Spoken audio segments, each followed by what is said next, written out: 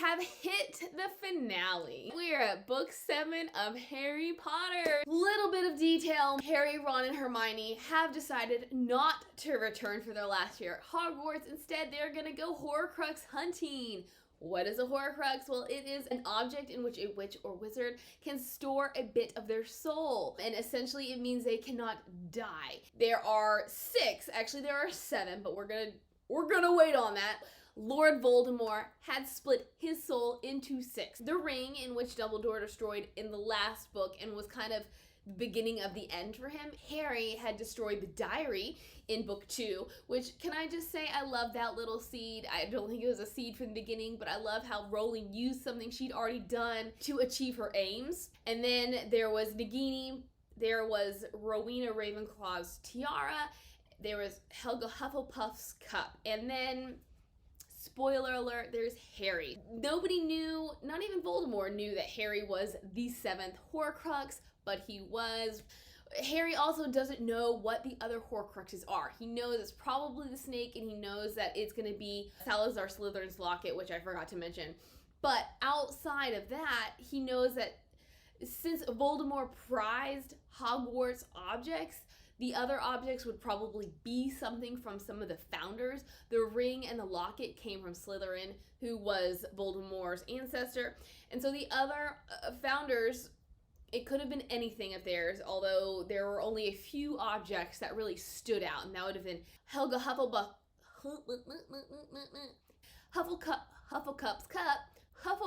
cup, Ravenclaw's diadem, and then Gryffindor's sword. We realize there's really no way it could be the sword, so anywho, if you're familiar with Harry Potter and if you're familiar with Harry Potter and have read the books or seen the movies or even saw my review, you know that the last book was all about figuring out how to defeat Voldemort, which is how we learn about the Horcruxes. And so the whole book is essentially leading up to finding the Slytherin's locket, which turns out to be a fake. And so now when we're opening up with Harry Potter and the Deathly Hallows, the first thing that the trio wants to do is find the locket. And they determine, you know what, we actually have seen this locket before. And that came in the 5th book. See, we're talking about seeds here. So in the 5th book, when they were cleaning the headquarters of the Order of the Phoenix, otherwise known as Sirius Black's home, they had stumbled across this really weird locket and they thought they tossed it out. And then Hermione's like, wait a minute, maybe Kreacher saved this locket, because that's what he did. He was saving a lot of objects that we were trying to throw out. Kreacher's like, somebody stole the locket. And then we learn that somebody was Mundungus Fletcher, and so then they get Mundungus Fletcher, and he's like, actually somebody took it from me. And who would that somebody be? Dolores Umbridge. I kind of love the fact that she reappeared, but at the same time I'm like, ugh. They have to sneak into the Ministry of Magic. They're able to get the locket, but they can't destroy the locket because only certain objects can destroy a Horcrux? I can't speak today, it's just too late. A Horcrux. Now, what they have to do, they have to wear the locket while they're searching for something to destroy the Horcrux, while they're searching for more Horcruxes, and this sort of leads to Ron's leaving. You know, he was, in a way, like, the weakest member of the group. He had the most self-esteem issues, if you will. He is the one who's not as well equipped to handle difficult situations, and so because of the little whisperings that the locket whispered into his ears, he leaves them. He ends up rejoining them at the point in which they find Gryffindor's sword, which is an object that can destroy a Horcrux. Also at this point, Harry and Hermione had just barely escaped Voldemort, and in that, Harry's wand had broken, which is something I'm going to get to and is a problem that I have with the movie. A slight spoiler, or maybe it's not a slight spoiler, slight detour. This sword was sent to them by Snape, who turns out to have been a double agent. This is a spoiler, but I don't feel like it's really a spoiler because anybody breathing knows about this secret. Snape had been in love with Harry's mother, and so kind of out of loyalty to her, out of loyalty to Dumbledore, he aids Harry in the destruction of Voldemort. And as headmaster, he had taken the sword because after Dumbledore dies and Voldemort essentially takes over, he appoints Snape as headmaster. Snape sends the sword, so there we go. That's how Harry gets the sword.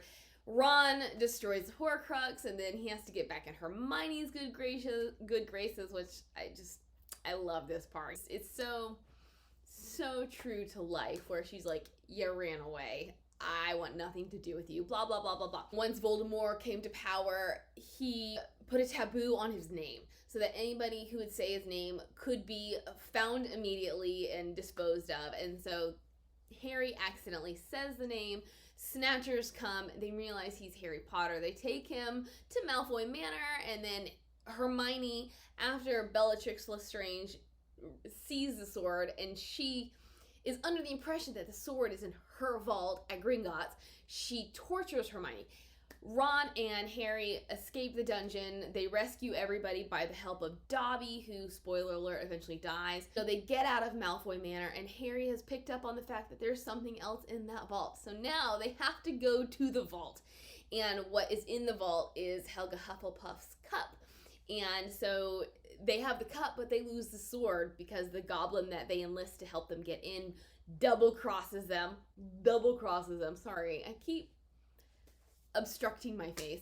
Now they have another Horcrux, but they have no way to destroy it.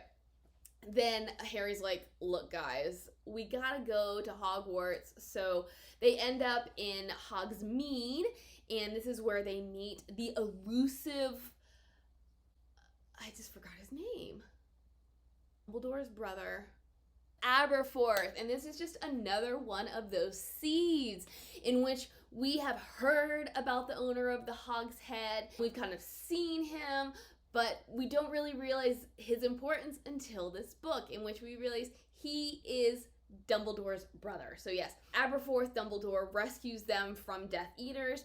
He's able to sneak them back into Hogwarts. We kind of get more about their sister, because this is just another really great thing. Deathly Hallows is a large book, so we get a lot of information, and I think it's fantastic because honestly, if you think about it, we don't get much about Dumbledore. We don't really know who he is. But then in this book, Rita Skeeter, who again is kind of like a seed where she's planted early and then we get rid of her, but then she comes back and she has this purpose of informing us.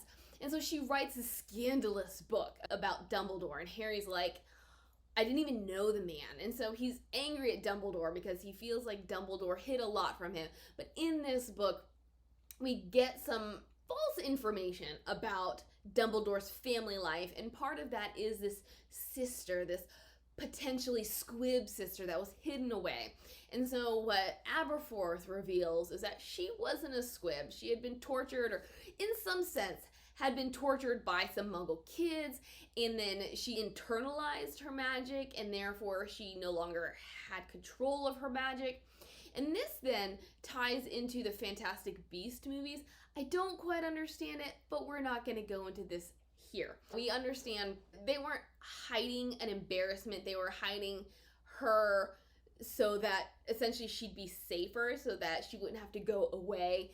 In any case, he sneaks them into Hogwarts, and they're reunited with Neville and a bunch of other friends who have been hiding from the Death Eaters, who are teachers at their school. This is when the war commences, but Harry's like, there's really no point in fighting a war if we haven't defeated or we haven't destroyed all the Horcruxes.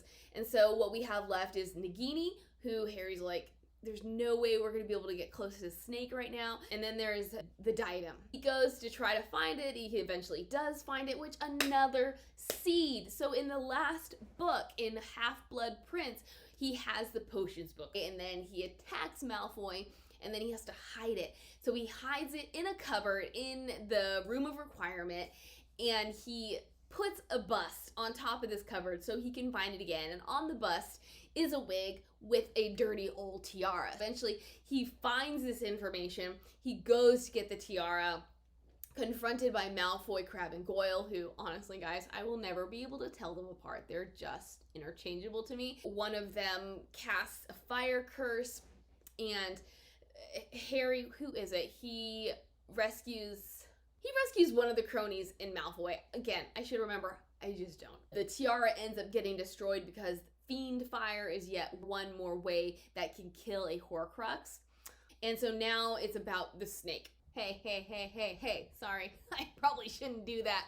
Obviously, it's going to be really difficult to get to Nagini. We get a little side story in which we see Voldemort has called Snape to him because Voldemort realizes that Snape is the true owner of the Elder Wand. And the Elder Wand is a Deathly Hallow, henceforth the name of the book. While the entire book is essentially focused on Harry destroying Voldemort by way of the Horcruxes, we're slipped in yet another layer, and that would be the Deathly Hallows. If you've ever seen the little stickers on the back of people's car, that's what they are. We have the triangle, which represents the Cape of Invisibility, which is what Harry has. He doesn't know it's a hallow, but it is. We have the circle. Which is the Resurrection Stone, which is the stone that had been in Salazar Slytherin's ring. And then we have the wand, which is the line through it all. And that is the Elder Wand, which was, spoiler alert, the wand that Dumbledore owned because, oh gosh, it's a really long story. I like to believe that these are real Hallows, that in some shape or form, the story of the Deathly Hallows is true. It's questioned in the book as to whether or not maybe the brothers that are part of the story are the ones that created it, and they're just really powerful. And they're just really powerful. They're just really powerful wizards. In any case, the Death Stick, the Wand of Destiny, the whatever you want to call it, has been passed down by bloodshed, and eventually people lose track of it and ends up with Gregorovitch, another wand maker.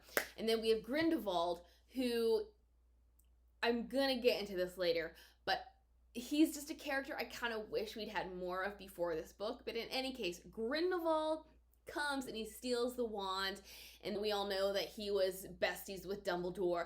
However, they had different aims in life, and eventually when Grindelwald was trying to be the first Voldemort, he and Dumbledore dueled. Dumbledore won the wand, and that is really how the wand transfers its allegiance. It doesn't necessarily have to be passed on by bloodshed, it just has to be won.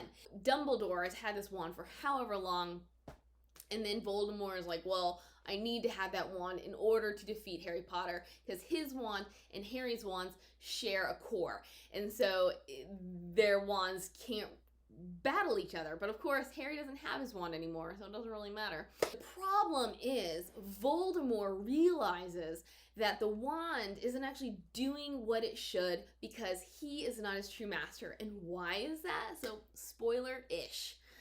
He thinks Snape is the true master because Snape had killed Voldemort in the previous book. The problem with all of this, so here's a big spoiler. A big spoiler. Essentially, Dumbledore had planned his death with Snape. So if everything had gone to plan, nobody could have owned the Elder Wand. But what happened was when Harry and Dumbledore have returned to Hogwarts after trying to find the fake Horcrux, Malfoy had disarmed Dumbledore. Ergo, Malfoy became the owner of the Elder Wand. All of that to say, Voldemort thinks Snape is the owner, and he's like, the only way I can get this wand to do my bidding is to kill Snape. So, kill Snape, then Harry comes in and he collects their memories, okay? It's not that I don't know what they are, but I guess they're coming out like tears. I don't know, maybe they're running out of his nose like snot. Maybe they're coming out of his ears because that happens at death. I don't understand why, and it probably is not applicable in this situation because he wasn't shot. That's what you always see in the crime dramas.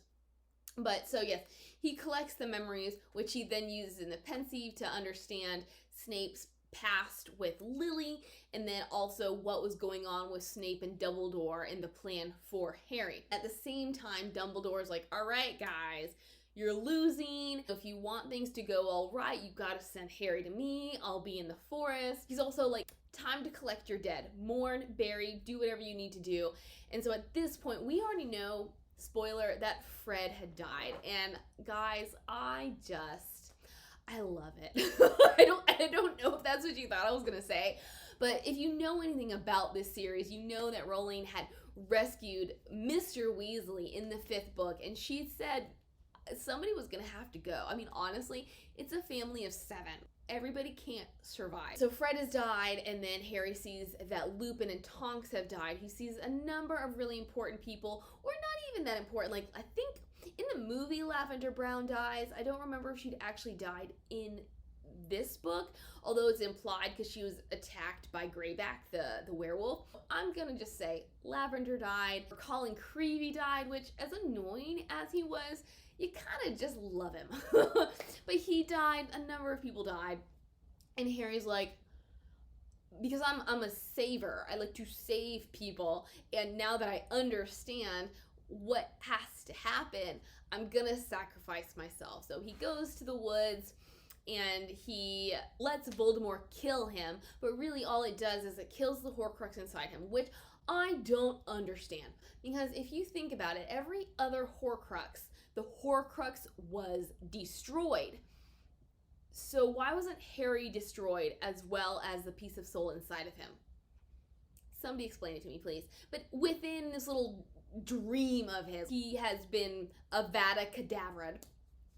He meets up with Dumbledore at King's Cross, which is essentially the crossroads. You can either go on or you can return and, you know, live happily ever after. We have this great touching scene, and a lot more questions are answered. But before all of this, Harry had met up with Neville, and he was like, look, Neville, you gotta kill the snake if you have the opportunity.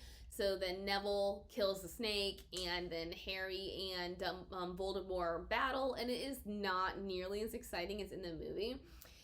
But in the end, Harry's like, you know what? The problem with you is you just don't understand. You don't even try to understand. But the deal is, I own the Elder Wand. So we find out that he is the Master of Death, because whoever owns all of the Hallows is the Master of Death. He owns the cape. He owns the stone, because Dumbledore had hidden the stone inside of a snitch that Harry had won in his first Quidditch match. So he has those two, and then we learn that he owns the Elder Wand because, as I said, Malfoy disarmed Dumbledore. But then when Harry and company are captured and taken to Malfoy Manor, as they're escaping, he disarms Malfoy by taking Malfoy's wand.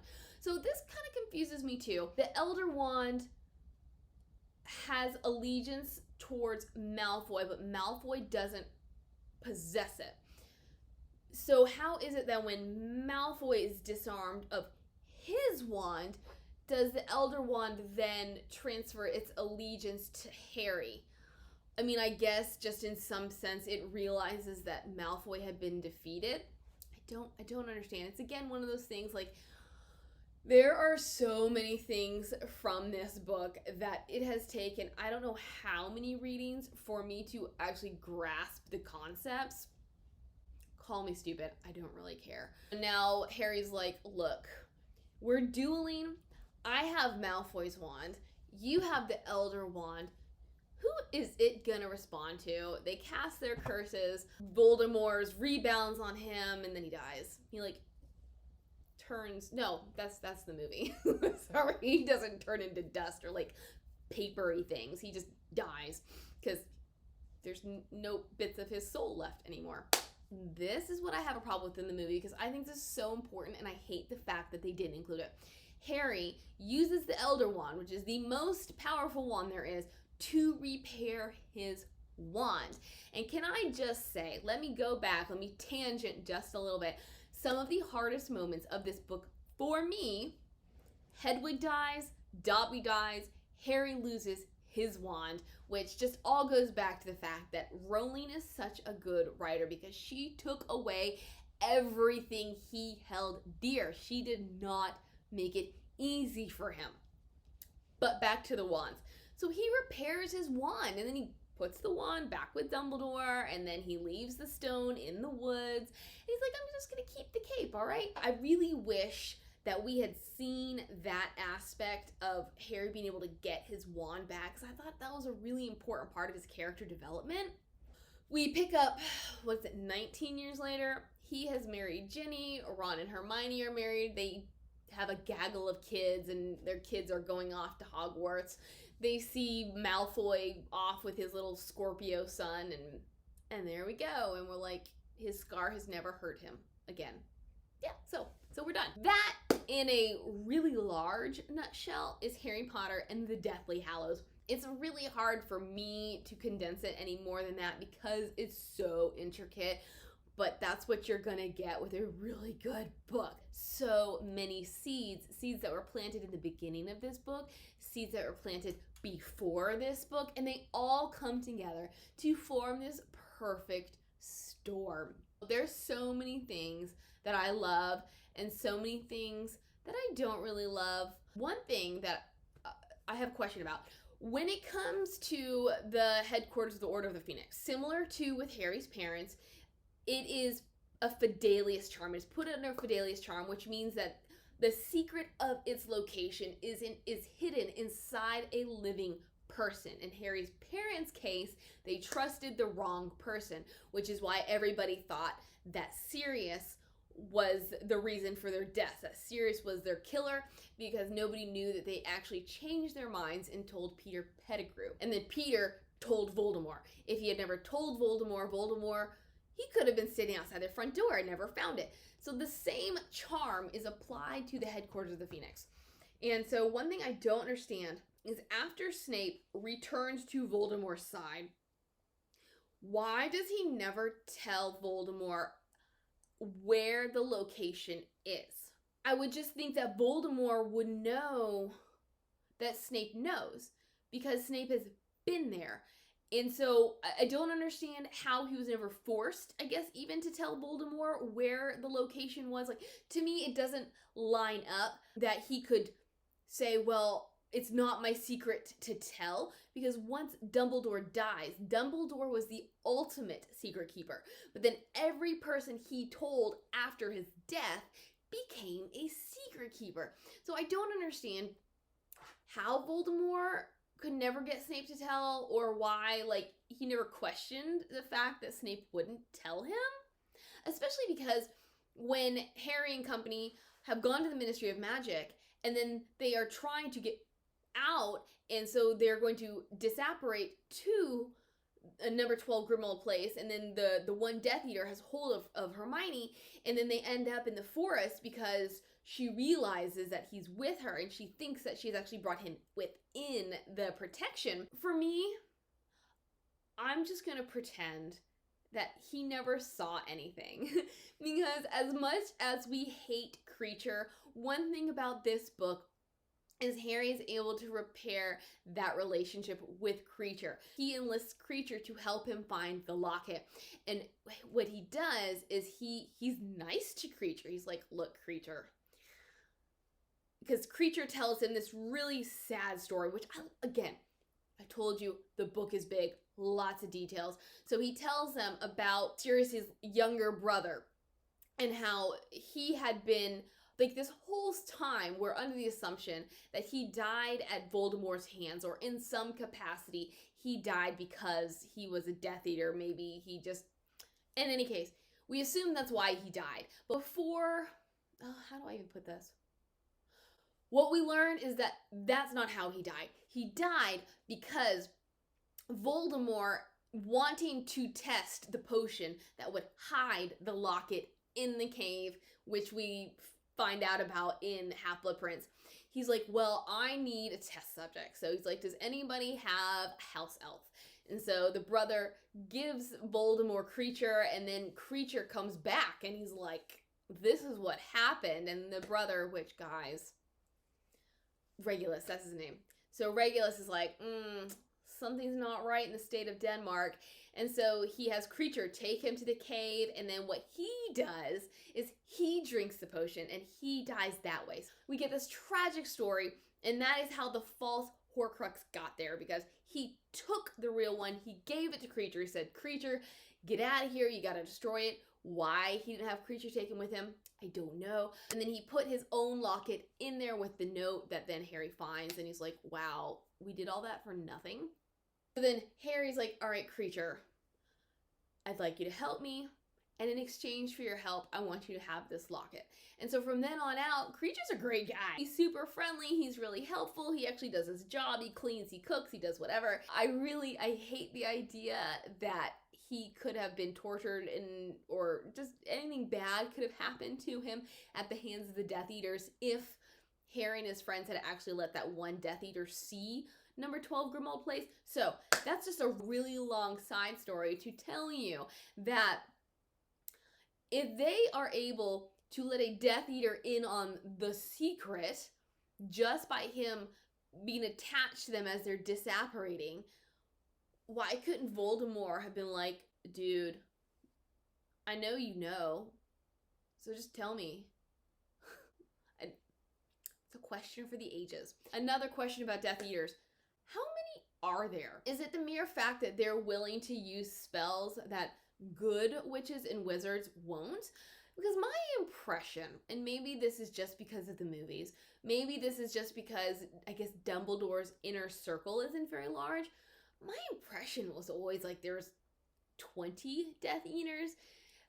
But when the battle commences, you're given this impression that there's hundreds. How many bad witches and wizards were there out there in the time between when Voldemort disappeared, when Harry defeated him, and then he comes back? How many were left? Or how many really were like, yes, we still pledge allegiance to Voldemort? And if you really want to say in book 4 when he gets his body back, so from book 4 to book 7, how many people did they put under the Imperius Curse, or did they convince to come to their side? So for me, I'm just like, why? I mean, yes, they have the giants, yes, they have the really large spiders, they have a bunch of other creatures. Why is it so hard for the good guys to win if there's not that many Death Eaters? Which reminds me of another question. Snape.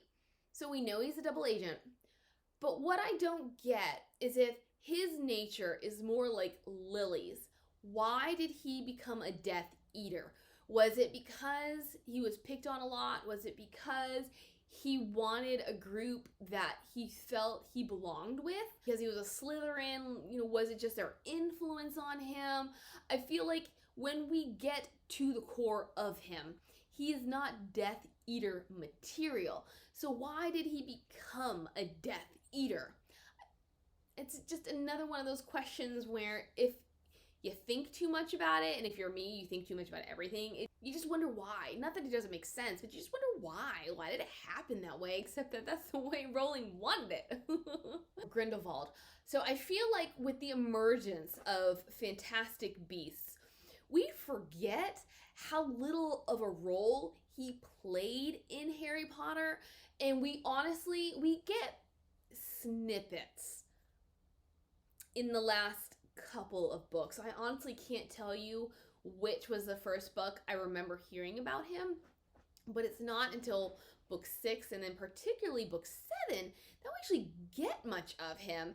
I kind of wish we had gotten more. Obviously, this is not a seed that Rowling was planting, or it's not a seed she decided to pick up from something earlier. So she didn't really know to plant it early, to put him earlier in the series. He turns out to be such an important figure, but if you really think about it, he was a very minor character. What happens is Dumbledore has to go home. He has these great plans to travel the world after he graduates.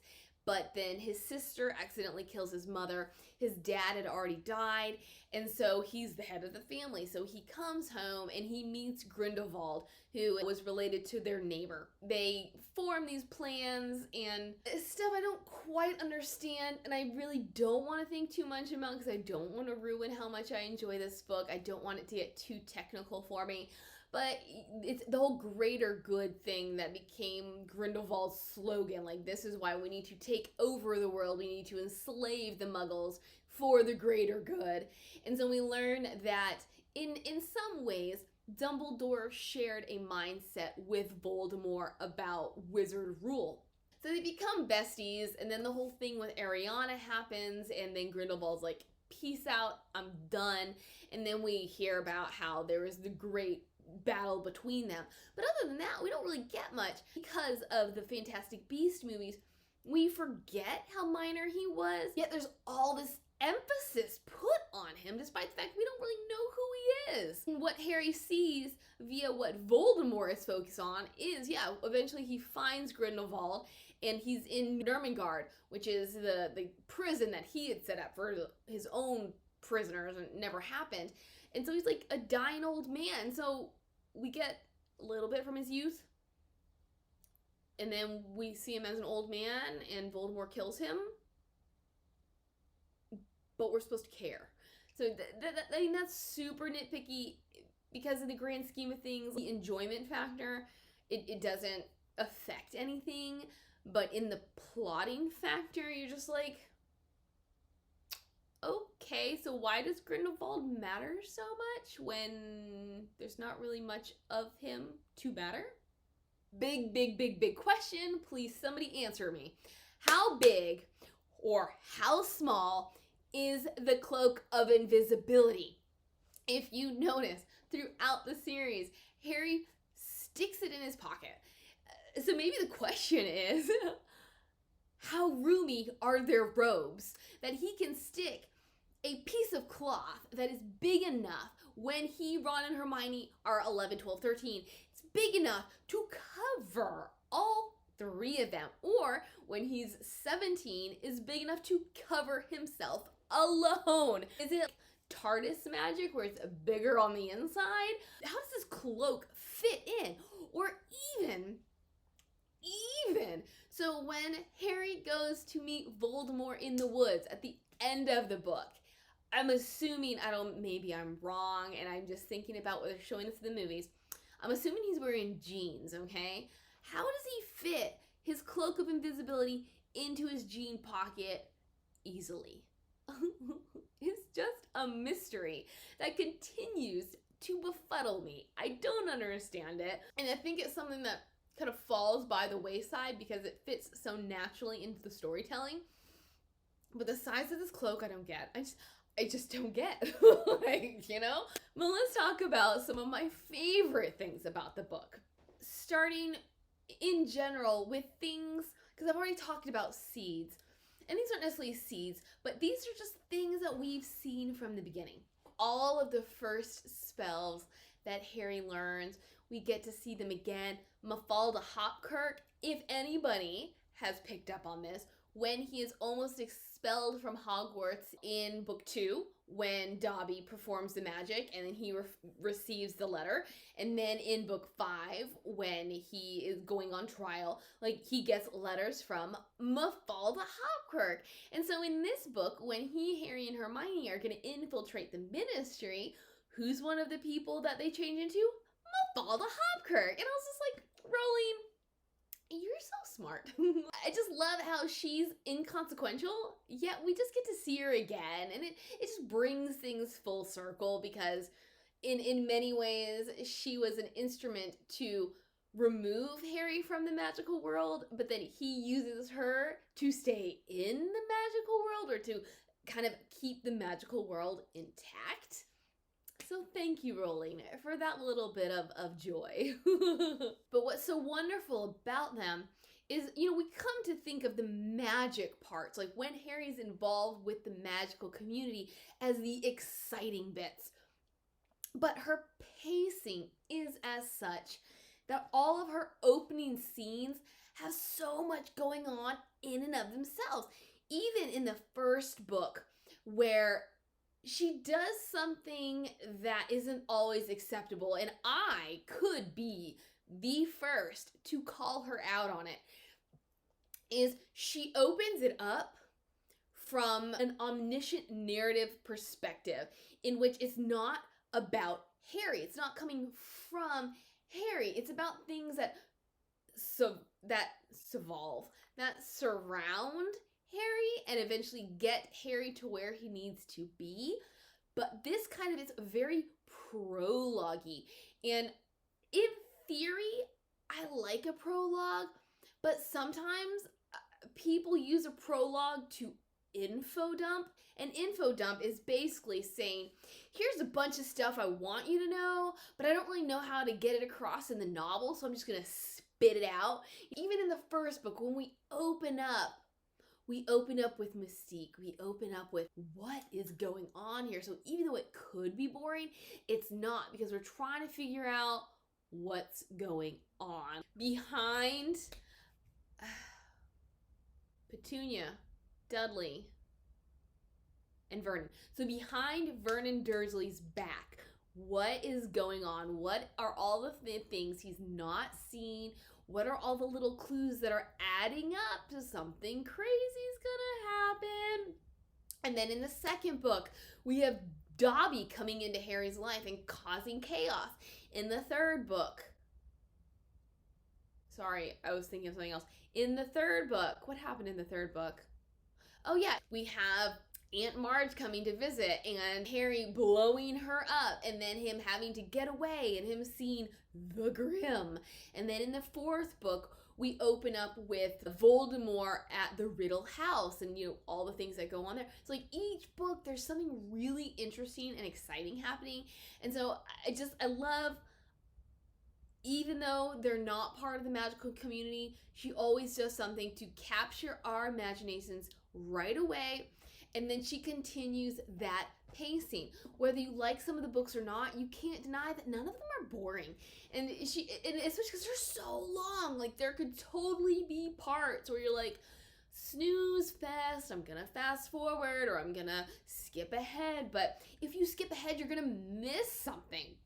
And so I love how she's always keeping us on our toes, how she's making every little thing count. Even kind of feel bad for the Dursleys, or the fact that Vernon Dursley, I love the scene where he can't make up his mind about whether or not he and his family should go into hiding. And Harry is just thinking about how one of his favorite moments was when Vernon did not know that Dudley put free weights in his bag. So he tries to pick up this bag and he's like, ugh. And then we find out that Dudley did appreciate Harry rescuing him from the Dementors in the fifth book. And so, you know, you kind of feel bad for them. They're a little bit more humanized.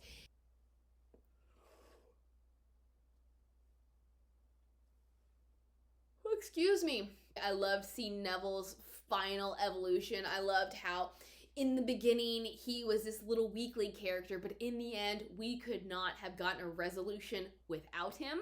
I liked seeing Ron's evolution because, as I said, he did run off and then he eventually comes back, and in coming back he starts to grow. He starts to be a leader, and, you know, Harry's like, maybe this reason, maybe that reason, but in any case, Ron took the lead. Ron finally became a character I could root for.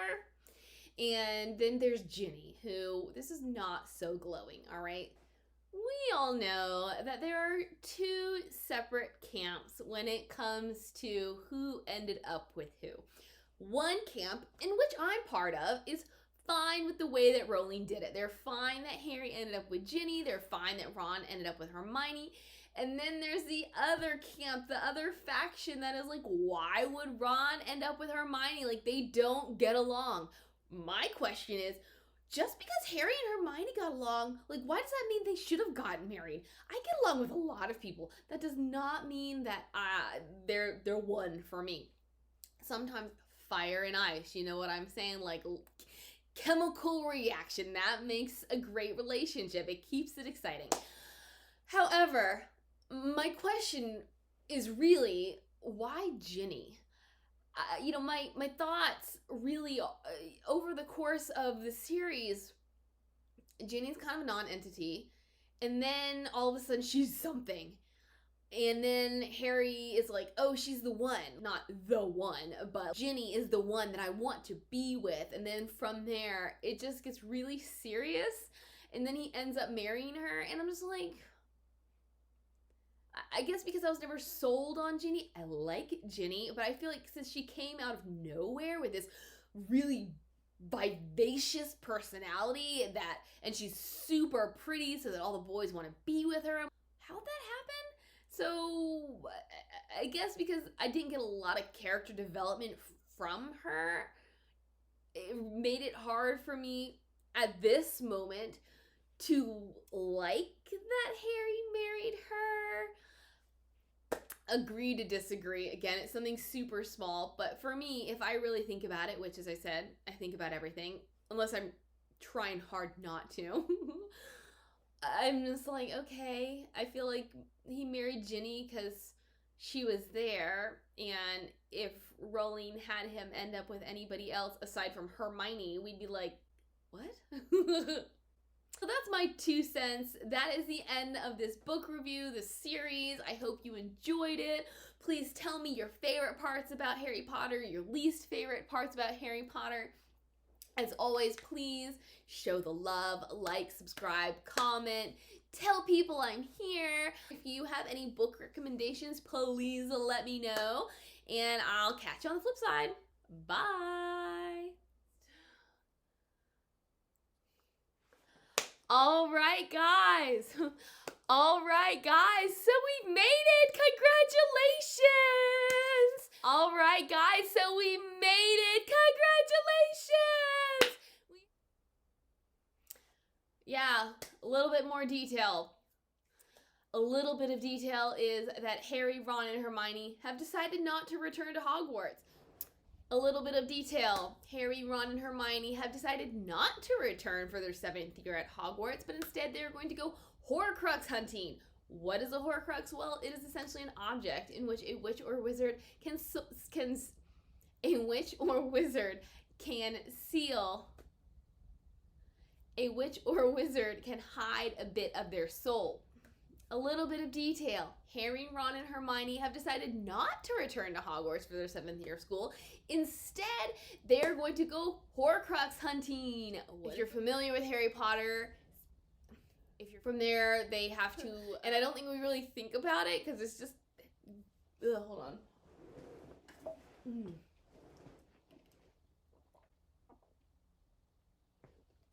Sorry, my notes are written in really light blue ink, so I can't really read them. But on a more serious note, I want to talk about Umbridge. I've already mentioned how I think she's one of the best villains you will ever run across, because she is acting not necessarily out of evil ambition. She's just acting out of selfish ambition. Like, she's doing things because she believes that's really how it should be, not because she wants to take over the world the way that Voldemort does, but she just thinks that the Ministry of Magic has got it right, and so she's going to enforce that. She's a very selfish person, very selfish character. She wants power, so she's going to do what she has to get it, but she's not necessarily a Death Eater. In any case, what I love about her, not only how she represents the establishment, you know, all the corrupt politicians and government, but in many ways, she also is representative of the Holocaust. And I know this is getting really weird and really out there, but if you think about it, we have Voldemort, who is representative of Hitler, in which he is the frontman. He's the one who stepped forward, who was able to give the speeches, who was able to use his charisma, and then he was able to start taking over. And then we have Umbridge, who is like his foot soldiers, who's able to enforce everything. And so in this book, what you see, we know that she has this thing about half-breeds. And then what we realize is that she's essentially a half-breed herself. She is not a pure blood wizard. She is half-blood. Yet, she's going to do everything in her power to make people think that she is a pure blood. But she's persecuting everybody else with this vengeance, this like super vindictive, this vendetta, in which she really doesn't need to. But that's kind of what the Nazis were doing, in that they ignored humanity for their leaders' aims. And so just throughout this book, you see the things that she's enforcing and the the lies that she's spreading and she's, again, forcing people to believe or to abide by. And so I really enjoy how, and I think this is what attracts readers to Rowling's writing, is how she's able to portray, to depict an event in a way that draws readers in and gets readers to see something in which they can relate to without it being as harsh as being like, this is the Nazi party. Because it's still not an easy topic to discuss. I read a really great book that I'm gonna post a review for eventually, but it's about the Holocaust, and granted it takes place in the 70s, but the main character realizes she has Nazi ties. So she comes to Germany, she's trying to return items, and her friend is like, look, just because the United States, the good guys, won the war does not mean that everybody here thinks that was the right side to win. And so I'm sure, even though it's been 30 odd years since then, like, I'm sure there are still some people who are like, our side was right. But so I really like how she's able to sneak truths in a delicate manner. Maybe this is what I'm going for, is I love how she has characters and situations representative of real world issues, but she presents it in a way that it's easier for people to swallow, to accept, to sympathize. And then when they see the truth behind it, they're like, maybe I need to rethink. I need to reevaluate the way I look at the world, the way that I view this, that, and the other. Umbridge, she serves so many wonderful purposes. So even though we hate her and she is truly loathsome, she achieves so much.